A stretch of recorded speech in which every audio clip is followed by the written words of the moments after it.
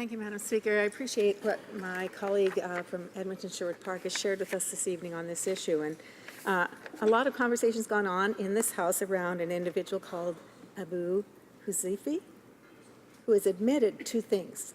He's admitted that he has committed brutal crimes as an enforcer for ISIS, and he's also admitted to traveling for terrorist purposes.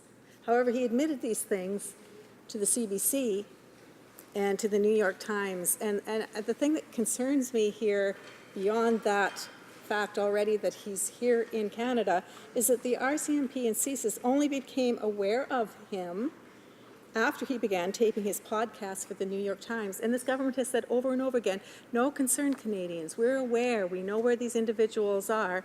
So at this point in time, clearly, our security agencies do not have the tools they need. And why is this government at this point in time thinking it's a good idea to reduce those powers and those abilities from our enforcers? The honourable member for Sherwood Park, Fort Saskatchewan. Thank you, Madam Speaker. I thank my colleague for the question and her committed work on this issue and so many others.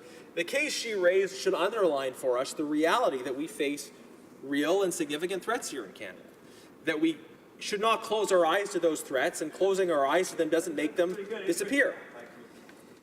I recently had an experience where I was speaking to Yazidi survivors of Daesh, and one woman told me about an experience being able to identify someone who she saw here in Canada as being someone who was involved in Daesh and who she had seen previously when she was in the Middle East. So we know that this is a reality, and many refugees come to this country to escape from persecution.